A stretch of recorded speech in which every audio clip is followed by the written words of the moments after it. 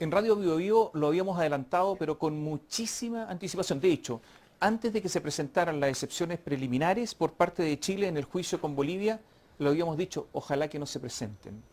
Nos pueden matar, sí, nos pueden derrotar. Pero se presentaron.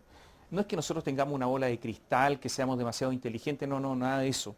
Simplemente que sabíamos que los abogados contratados por Chile eran todos contrarios a presentar estas excepciones preliminares. Todos. También la Cancillería. El canciller Heraldo Muñoz no quería presentar estas excepciones preliminares porque el riesgo de perderlas era enorme. Pero ¿qué ocurrió? Los políticos, pues.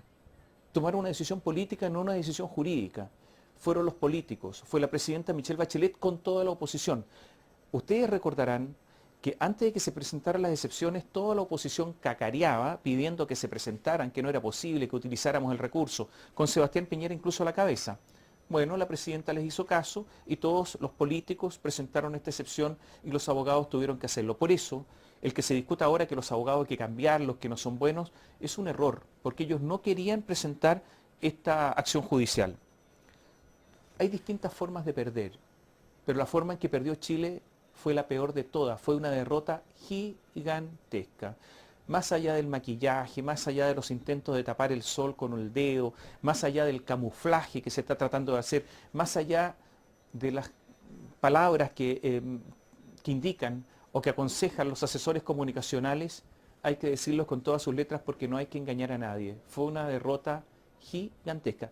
Hay distintas formas de perder. Por ejemplo, si los jueces hubiesen dicho, mire, dejamos esta decisión para el final, vamos al juicio de fondo y al final resolvemos todos, era una forma de perder. Hay una segunda forma de perder, que la Corte se hubiese declarado competente parcialmente a partir del año 48. Era otra forma de perder. O haber perdido por una votación muy dividida, digamos un 9-7, pero 14-2, si nos dieron en el suelo.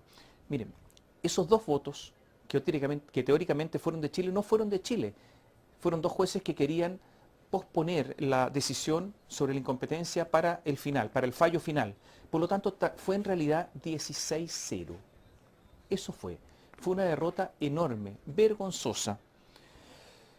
A ver, varias cosas que se pueden decir sobre esto. Lo primero es que la defensa chilena fue absolutamente dinamitada. Fue una defensa, una línea Maginot que fue absolutamente quebrada. La lógica chilena fue totalmente destruida. ¿Cuál era esa lógica? La lógica chilena es, hay un tratado de límites, el tratado se firmó en 1904, ese tratado establece que perfectamente la frontera con Bolivia, no hay por lo tanto cuestiones pendientes con Bolivia y como el tratado se firmó en 1904 y la Corte tiene competencia a partir de 1948 en virtud del Tratado de Bogotá, la Corte no puede meterse, está todo oleado y zanjado con Bolivia. Eso fue lo que se rompió con esta decisión de la Corte. Se acabó la línea de defensa chilena, el instrumento jurídico que es el Tratado de 1904. En un juicio, en cualquier juicio, es muy importante determinar lo que se llama la litis, así le llaman los abogados. ¿Cuál es la controversia? ¿Cuál es el conflicto? Para Chile el conflicto era la pretensión de Bolivia de desconocer el Tratado de 1904. Para Bolivia, la controversia era que Chile tiene, o es, que Chile tiene una obligación de negociar y no la ha cumplido. Eran dos cosas totalmente distintas. ¿Qué hizo la Corte? Y esta fue la gran derrota chilena, que acogió la tesis boliviana. Le dijo a Chile, no, lo del Tratado de 1904 no tiene nada que ver con esto, aquí está la tesis boliviana. ¿Existe o no por parte de Chile una obligación de negociar? Y por lo tanto entramos a jugar en toda la lógica boliviana, en el terreno boliviano.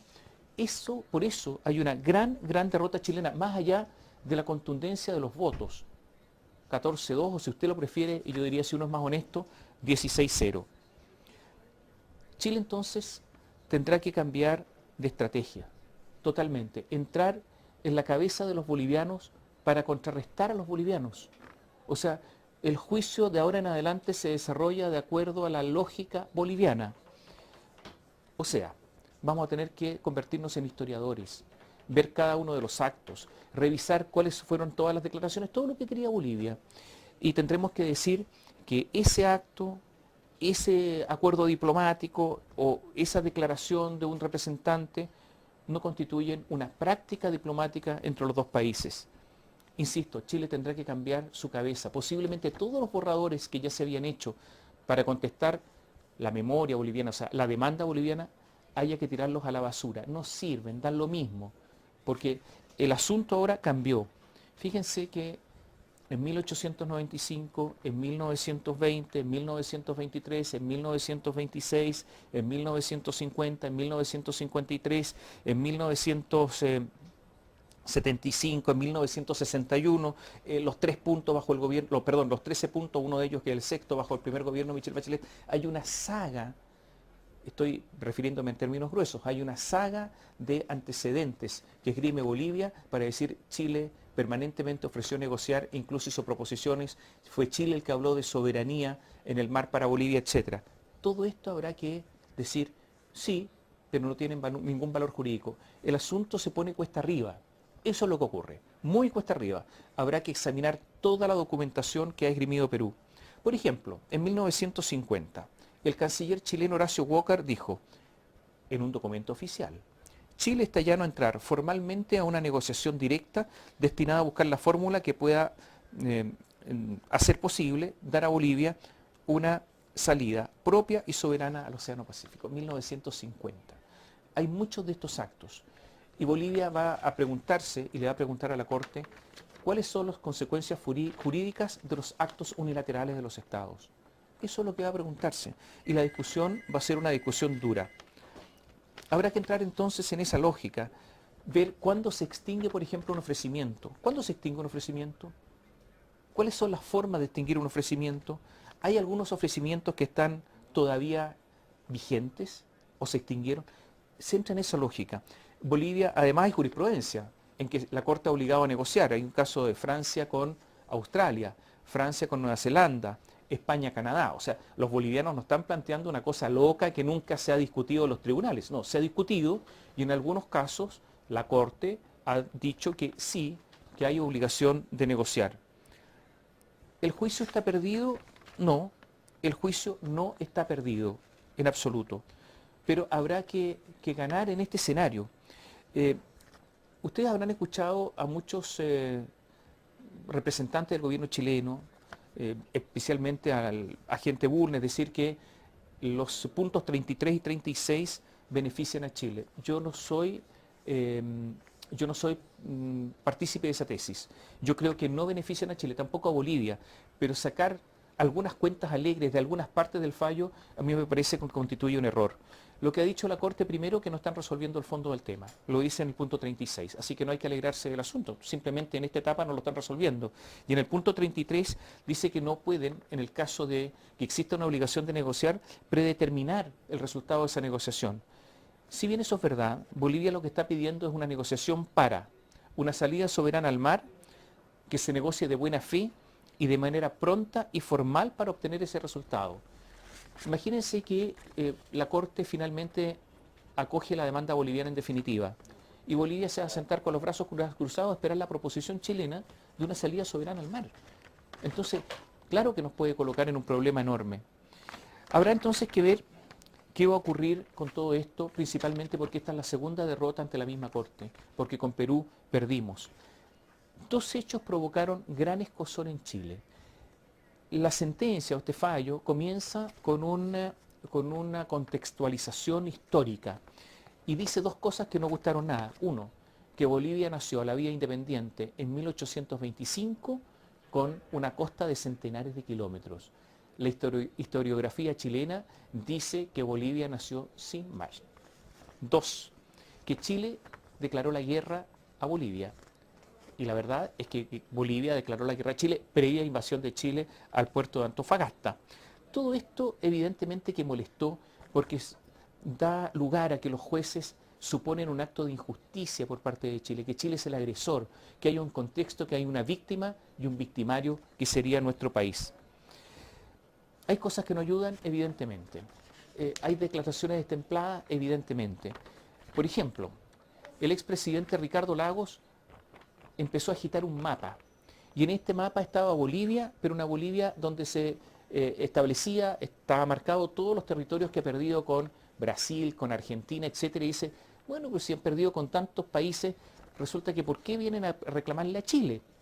Bueno, justamente esos son los errores que estamos cometiendo. Ricardo Lagos cometió una torpeza, obviamente, porque justamente lo que pretende Bolivia es ser una víctima. Y Ricardo Lagos, mostrando el mapa, agitándolo, comprueba la tesis boliviana, que ha sido una víctima. Y entonces dice, ¿por qué pretende recuperar territorios con nosotros? ¿Por qué no lo hace con los argentinos? Bueno, con los argentinos no tenía mar y con Chile sí tenía mar. Y eso es lo que les importa. Entonces, todo ese tipo de cosas, esos argumentos que finalmente se transforman en un boomerang, que finalmente agreden a la posición chilena pretendiendo que la beneficien, son errores que hemos cometido permanentemente. Me gustaría decir, insistir, que el juicio no está perdido, pero se ha transformado en algo difícil. Mucho más difícil que si no hubiésemos presentado la excepción preliminar, porque con la excepción preliminar llegamos con el ala herida al fondo de este juicio que va a durar posiblemente 3 años. Eso es lo que ha ocurrido en una etapa procesal desgraciada, porque aquí la política primó sobre el derecho. Los políticos primaron sobre los abogados externos ante un tribunal que nos mira, a ver, ¿cómo nos mira ese tribunal? Nos mira con cierta simpatía de países pequeños, pero con el desdén también que se da a los países pequeños. Fíjense que aquí ni Bolivia ni Chile tienen ningún abogado de su nacionalidad alegando en su representación. Todos contrataron, Bolivia y Chile, abogados extranjeros. Todos. O sea, no hay ningún abogado boliviano ni ningún abogado chileno capaz de pararse ante esa corte a defender la tesis, salvo los agentes, pero ellos no son los abogados. Y eso demuestra algo, porque si va a un juicio a Alemania, va a Francia, va a Inglaterra, va a Estados Unidos, van a tener juicios, abogados nacionales, más de uno por lo menos. Aquí no sucede, somos países pequeños. Y eso también conspira contra Chile, porque resulta que lo que se resuelva aquí no va a influir en los países más grandes.